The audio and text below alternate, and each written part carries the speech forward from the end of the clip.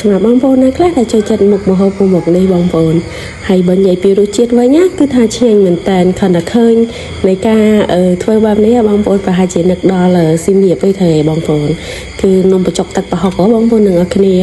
ហើយបើនិយាយពីរសជាតិវិញណាគឺថាញាក់សាច់មែនតើបងប្អូនអើយគឺថាឆ្ងាញ់ណាស់ឲ្យ rate ឲ្យ10 លើ 10 ហ្មងបងប្អូនដោយជាដំបូងគឺថានាងខ្ញុំមកធ្វើការប្រកាសជាមួយនឹងខ្ជុំរបស់យើងបងប្អូនទាំងអស់គ្នាគឺថាដើម្បីដាក់អាំងជាមួយនឹងត្រីរបស់យើងបងប្អូនព្រោះមួយមុខនេះបើថាត្រីយើងយកទៅចៀនគឺថាវាអត់សូវត្រូវគ្នាបងប្អូនហើយបន្តមកគឺថានាងខ្ញុំមកចាប់ផ្ដើមចាត់ជាមួយនឹងបន្លែរបស់យើងដើម្បីធ្វើការលាងសម្អាតឲ្យបានស្អាតល្អបងប្អូនទាំងអស់គ្នាហើយសម្រាប់បន្លែរបស់យើងគឺថានាងខ្ញុំប្រើតែប្រហែលមុខឯងបងប្អូនតែបើបងប្អូនក៏ចង់អែតបន្ថែមពីលើហ្នឹងក៏ថាគាត់ចូលចិត្តញ៉ាំអីចឹងគាត់អាចដាក់បន្ថែមទៅលើនឹងទៅគឺថាតាមចំណង់ចំណូលចិត្តរបស់បងប្អូនទាំងអស់គ្នាអត់ជាបញ្ហាបងប្អូនហើយក្នុងនោះផងដែរនាងខ្ញុំក៏បានបន្ថែមជាមួយនឹងជីបងប្អូនគឺថាដាក់ជាមួយនឹងជីបែបនេះគឺថាឈ្ងុយមួយយ៉ាងដែរតាបងប្អូនទាំងអស់គ្នាយើងដាក់ត្រាំជាមួយនឹងបន្លែរបស់យើងចោលហើយគឺថានាងខ្ញុំវិលមកធ្វើជាមួយនឹងគ្រឿងទេសរបស់យើងក្នុងនោះគឺថានាងខ្ញុំប្រើជាមួយនឹងខ្ទឹមសយើងហាន់វាបែបនេះទៅបងប្អូននៅពេលដែលយើងយកទៅក្លុកទៅគឺថាវាឆាប់ម៉ត់ល្អហើយនឹងប្រើជាមួយនឹងខ្ទឹមក្រហមរបស់យើងបងប្អូនទាំងអស់គ្នាគេថានាងខ្ញុំកាត់វាជាកង់បែបនេះដើម្បីយកវាទៅរំលីងឲ្យបានឈ្ងុយល្អបងប្អូនបើចំពោះម្ទេសគឺថាបងប្អូនអាចបន្ថែមជាមួយនឹងម្ទេសហាវ៉ៃបែបនេះក៏បានដែរបងប្អូនគឺថាវាដើម្បីឲ្យទឹកប្រហុករបស់យើងបងប្អូនគឺថាវាឡើងពណ៌ឡើងក្រហមស្អាតមែនតើបងប្អូនទាំងអស់គ្នាហើយបើនិយាយពីការហិលវិញបងប្អូនអាចដាក់ម្ទេសតាមចំណង់ចំណូលចិត្តរបស់បងប្អូនទាំងអស់គ្នាទៅគឺថាដាក់តិចឬច្រើនតាមបងប្អូនទាំងអស់គ្នាដែលថាគាត់ចូលចិត្តហិលឬមួយក៏អត់ហិលអីចឹងទៅណាបងប្អូនទាំងអស់គ្នាហើយយើងងាកមកហាន់ជាមួយនឹងបន្លែរបស់យើងមកបងប្អូនក្នុងនោះគឺថានៅខ្ញុំហាន់ជាប្រភេទខាត់ណាហ្នឹងគឺថាហាន់ជាប្រភេទកង់បែបនេះហើយបងប្អូនទាំងអស់គ្នាបើបងប្អូនគាត់ចង់សោទាំងមូលឬមួយក៏សោឲ្យយកមកហាន់ក៏បានដែរបងប្អូនហើយសម្រាប់សណ្តែកគោក៏ដូចគ្នាដែរបងប្អូនហើយក្នុងនោះគឺថានឹងខ្ញុំអាំងជាមួយនឹងត្រីអណ្ដាញ់របស់យើងហ្នឹងគឺចំនួន12កតុយណាបងប្អូនទាំងអស់គ្នាព្រោះដោយសារញ៉ាំម្នាក់ឯងបើធ្វើច្រើនគឺញ៉ាំមិនអស់ដែរបងប្អូនអើយហើយនាងខ្ញុំឈប់វាបែបនេះនៅពេលដែលយើងយកទៅអាំងទៅគឺថាថៃដៃរបស់យើងវាក្រៀមល្អបងប្អូនទាំងអស់គ្នាមើលគ្រឿងផ្សំរបស់យើងងាយបងប្អូនគឺថាអត់មានអីប្រវ៉ាអីបងប្អូនគឺថាងាយមែនតើហ្មងតែបើនិយាយពីរសជាតិវិញគឺថារ៉េតឲ្យ10 លើ 10មកបងប្អូនទាំងអស់គ្នាគឺថាញាក់សាច់មែនតើមើលទៅថាខ្ជុំរបស់យើងកាត់ល្អហើយបងប្អូនគឺថាយើងគីខ្ជុំរបស់យើងតិចទៅដើម្បីយើងដាក់អាំងជាមួយនឹងត្រីរបស់យើងសម្រាប់បងប្អូនដែលគាត់មានជាប្រភេទ microwave អីចឹងគាត់ដាក់ជាប្រភេទ microwave អីទៅគឺថា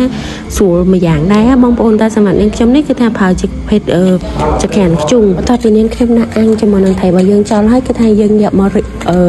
រំលីងជាមួយនឹងគ្រឿងរបស់យើងមើលទៅថាគ្រឿងរបស់យើងឡើងក្រហមល្អហើយ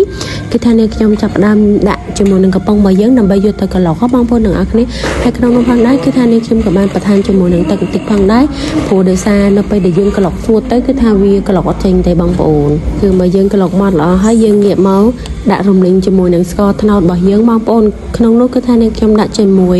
នឹងស្ករត្នោតរបស់យើងនឹងគឺចំនួន2ស្លាបព្រាបាយបងប្អូនទាំងអស់គ្នាគឺថាយើងធ្វើការរំលីងវាឲ្យឡើងក្រហមល្អបងប្អូនទាំងអស់គ្នាមើលទៅថាស្កររបស់យើងឡើងល្អហើយបងប្អូនគឺថានាងខ្ញុំចាប់ផ្ដើមដាក់ជាមួយនឹងប្រហុករបស់យើងចូលបងប្អូនគឺថាយើងធ្វើការច្បល់វាឲ្យសព្វល្អចូលជាតិគ្នាមកបងប្អូនទាំងអស់គ្នាក្នុងនោះគឺថានាងខ្ញុំក៏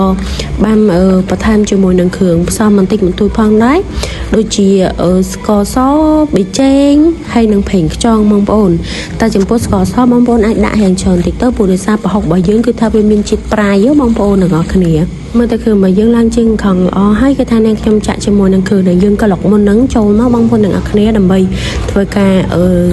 លីងវាឲ្យចូលជាតិជាមួយនឹងប្រហុករបស់យើងបងប្អូនទាំងអស់គ្នាគឺថាបើនិយាយពីក្លិនវិញបងប្អូនគឺថាឈ្ងុយមែនតើហ្មងសម្រាប់ភ្លើងបងប្អូនអាចដាក់មកបរិមាណដែលសមរម្យទៅកុំឲ្យវាខ្លាំងពេកព្រោះដោយសារខ្លាចវាខ្លោចបានណាបងប្អូនហើយសម្រាប់ទឹកជាបងប្អូនអាចប្រើមកល្មមណាបងប្អូនទាំងអស់គ្នាកុំឲ្យវារាវពេកឬមួយក៏ខាប់ពេកបើសិនជារាវពេកគឺថាវាអត់ឆ្ងាញ់ទេបងប្អូនតែវាជាចំណង់ចំណូលចិត្តរបស់បងប្អូនទេអាចលៃលក់តាមហ្នឹងទៅបងប្អូន hay dương nghiệm mà đam cho mùi nâng tắc bởi dương mơ tờ tha tắc bởi dương pu lọ hay cứ thay dương chập đam đã cho mùi nâng bà lại bởi dương để dương riêng trong môn nâng ở bóng bồn cứ thay dương đã cho mất đầm bay ở thôi ca sọc bà lại bởi dương ở ban chân lọ bóng bồn nâng ở kia tục tầm mô sinh tục tới bóng bồn nâng ở kia cứ tham bà lại bởi dương ai sòng bà này bóng bồn hay cứ tha mơ tập bò xin bỏ lại bóng bồn nữa tà nòng nè hay bởi dương có mọi với chân bay với bóng bồn cứ tha với nó hiện chọc chọc bắt chứ ngành mình tên mong hayสำหรับตระกูลคือทานในขยมสระจงกรอยเกบางปนผู้โดยสารเวีย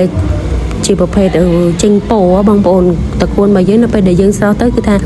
วิจิงโปแห่งเขียวเขียวแล้วไปยังกระจบจมูกนางปลาย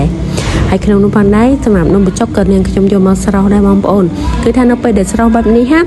คือทานนุ่มบุจกบ่เยอะคือทานโดเติมหนึ่งโรยทำไมยังบางปนหนึ่งอักเนี่ยคือทานชิงเงินเหมือนเต้นแต่ไม่ร้องนะจ๊ะ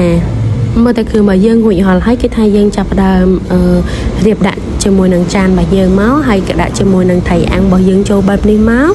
cái thayถนนแนวบองโปนเลยสำหรับอาจารย์นี้คือthayยำมันไอ้ยำมันจ่องอ้อให้บองโปนเคยจะจังเด้อนะแต่จะรอนเหมือนแต่ผู้ปลายยังหนักกรุบมุกเหรอให้นักยำกับเราจมูกนางดัดจมูกนางตักเราบะเยื่อโจมั้งบองโปนอย่างนั้นเนี่ย